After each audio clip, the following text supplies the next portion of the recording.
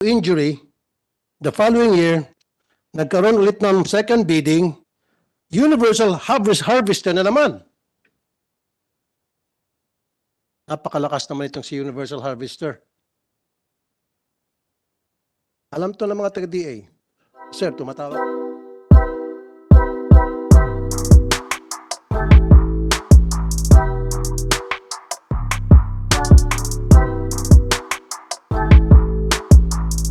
Thank you, Madam Chair. Andito ba ang Internal Audit Service? May present ba taga-Internal Audit Service? Wala. Okay.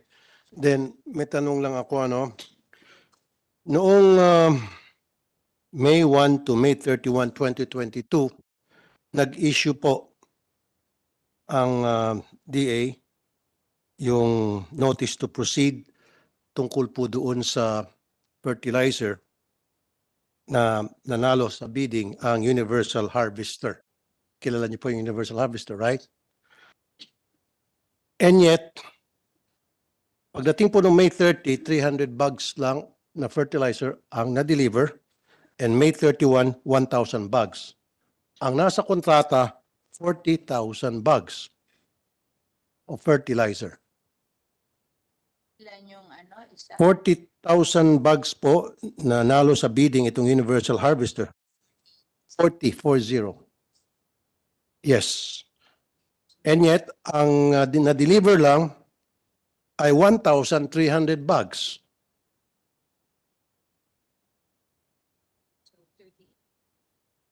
Fertilizer is National Rice Program.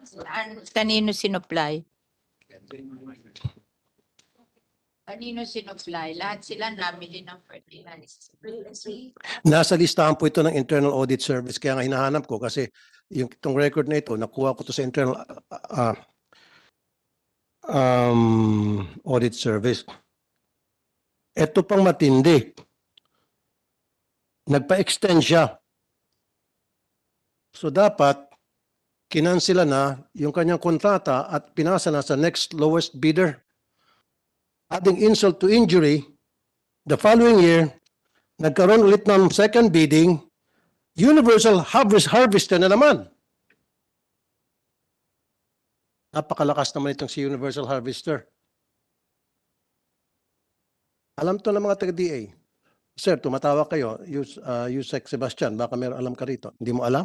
Dapat alam mo, ikaw yung Yusek Paulit-ulit na lang, palaging lumulutang itong Universal Harvester.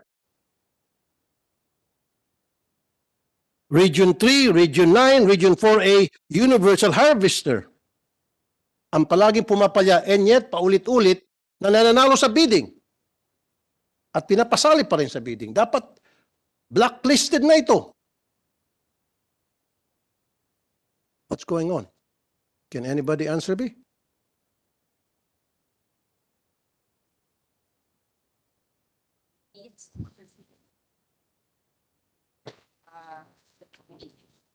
From our COMSEC, they said they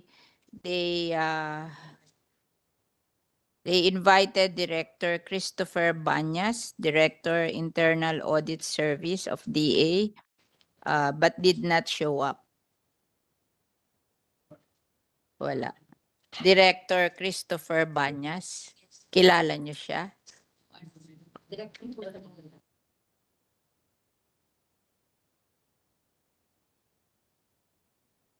Universal Harvester sa computer ko sino.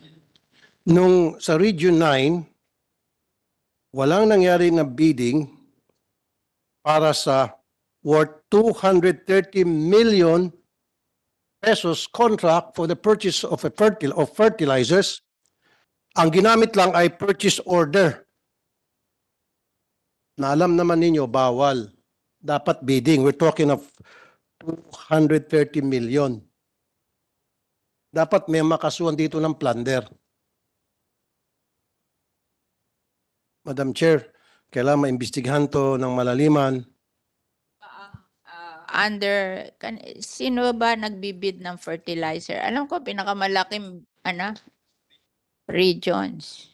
So for whom? For whom? The National Rice Program or to any other program? This is the national right. Paragin region, miski National Rice Program region. Oh, sinong region? Sino? Region 9. Ganito kasing proseso niya. Tawagin yung director ng Region 9.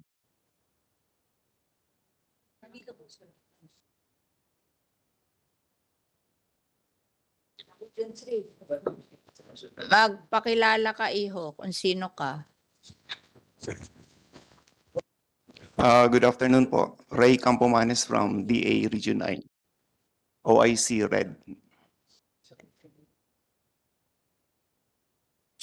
So, Sabi ni Senator Tulfo, award daw kayo sa Universal Harvester ng 230 million worth of fertilizer without bidding. You issued a purchase order. Now, meron pong public bidding siya, Senator. meron. Meron po. At bakit ang harvester ang nanalo kung meron? Meron silang, at the time when that was bidded out, I think there are, because I was not yet the director at that time, there are 3 bidders who participated, and the lowest bidder is Universal Harvester po. And what's your name? Ray Campomanes po. Ray Campomanes. Reynaldo Campomanes. Mr. Reynaldo Campomanes, pumalpak na itong harvester, paulit-ulit, dapat blacklisted na. Bakit niyo pa rin pinapasama ito sa bidding process? Bakit niyo pinapayagang sumali pa rin ito? Alam mo yung proseso, di ba? Kapag ikaw ay nanalo sa bid, dapat nandiyan ay mga fertilizer sa warehouse. In fact, merong mga taga-DA na gustong inspect yung warehouse para to make sure na nandiyan ay mga fertilizer. Ang nangyari, ayaw niya kayong papasukin. Ayaw niya papasukin yung mga taga-DA to inspect. Dapat yun, pag nanalo sa bidding, meron na notice to proceed, agad-agad may di-deliver na yung mga fertilizer at mababayaran siya. What happened here is, wala pa pala siya mga fertilizer sa warehouse niya. I-order pa lang niya. So ang nangyari, nung nanalo sa bidding, pupunta sana mga taga dito, inspect the warehouse, hinaharang niya. And then what happens next? Humingi siya ng extension. Hanggang sa later on, nag-buy time siya, saka palang paparating kanya mga fertilizer. 230 million. Tama? Nanalo siya sa bidding. Are you sure? Can you show us documents pertaining to that? And then my next question is, alam nyo naman na paulit-ulit na ito pumapalpak itong Universal na ito, dapat blacklisted na ito, and yet, palagi pa rin siyang sumasali at nananalo. God damn. Sir, hindi ko po alam yung nangyari sa ibang region. Doon po sa amin. No? Alam mo. Kasi bago ka, ikaw naman, niloloko mo naman kami, iho. Sorry, I'll call you iho kasi ginagawa mo kaming tanga, parang bata. Hindi naman kami mga bata rito. Ikaw siguro ang bata. Bata who was just born yesterday. You have to do due diligence. Sa lahat ng sasali sa bidding, gumagawa kayo ng cross-matching. Nagtatanong kayo. Tumatawag kayo sa mga ibang region. Sino bang supplier nyo dito? Sino bang nanalo? Ano bang record nito sumasali sa amin? As simple as that. Nag-check kayo. Gumagawa ka ng research. Sino ba itong harvester na ito? 230 million ang sasalihan niyang bidding. Then, ang pinag-usapan natin by the hundreds of millions, dapat sobrang ingat kayo.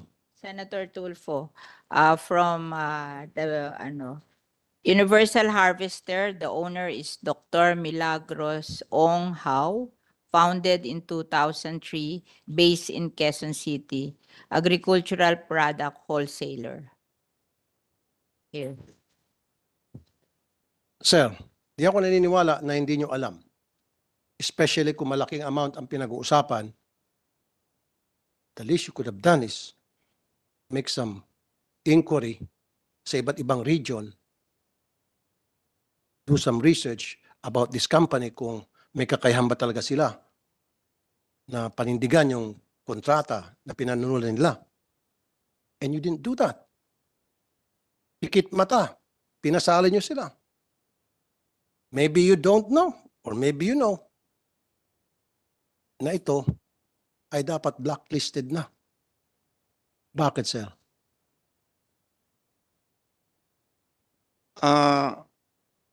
Senator, bago pa lang po ako nakapasok sa DA, this transaction took place with my predecessor, kaya hindi po 2022. masyadong So sino yung predecessor mo? si Director Dennis po. Is he still here? Is still with DA?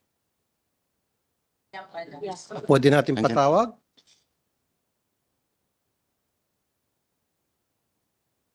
Ang sa akin lang kasi dito, Madam Chair, dapat itong harvester na ito, itong universal harvester, dapat to blacklisted na. And yet from Region 9, Region 3, Region 4A, siya palaging namamayagpag, siya palagi ang nananalo.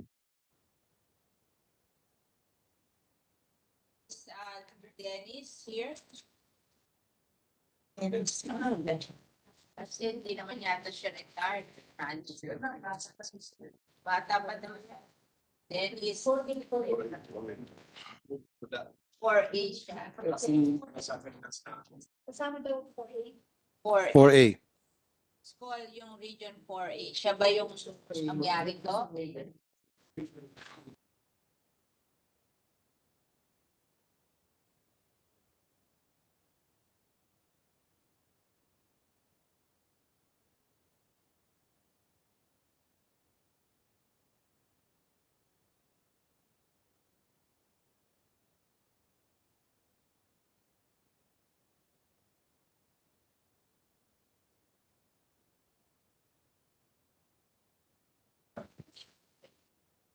Madam Chair, habang hinahanap po, with the permission of Senator Tulfo, Yes. tatanong ko lang ho, I guess, sa central office, ano ho ba yung polisiya nyo pagdating sa pag-blacklisting? Hindi ho ba dapat ho ba can the regional offices decide already? Or dapat ho ba galing sa central office? Na parang, ito na yung mga listahan ng mga kumpanya na wag nyo nang i-entertain sa bidding. Well, the regional directors are automatically in charge of the respective regions. Have what you call, di ba minsan yung dinedelegate mo a certain amount but beyond that you go up. So ano yung amount na they can decide? In as far as Threshold. the Department of Agriculture is concerned, there's no limit to. What a regional director can do? Is that right? I have released that directly to the regions and let them be responsible. But on the question of Senator Tulfo, Oh, since I came in August of 2022, I don't know about that allegation, but I'm assuring you, we shall do something about it. This is the only time that I learned about this anomaly. I'll attend to that. where is That's the regional director of 4A? Ayan na. Saan ang regional director ng 4A? Ma'am, actually, our director is currently on sick leave po, kaya hindi siya naka-attend dito. But I'm Ella Obligado po, PMED Chief of Region 4A. And according po dun sa aming pagtatanong sa aming mga kasama, ang Universal Harvester po ay hindi na po namin, supplier po namin siya dati noong 2018, but currently po wala po siyang sinusupply sa amin na fertilizer. 2022 po, sumali siya sa bidding. Ang pagkakaalam po according to our rice program coordinator, 2018 pa po yung last na supply nila sa Hindi amin. po. Magpakita po kayo ng dokumento to prove na nung 2018 pa blacklisted na sila. O 2022 na hindi na sila sumali. You show us those documents na sino yung nag-provide ng mga fertilizer na nalo sa bidding noong 2021 up to 2022. Kasi may record ang Internal Audit Service na sumasali pa ito ng bidding as far back as 2022. As late as 2022. Noted.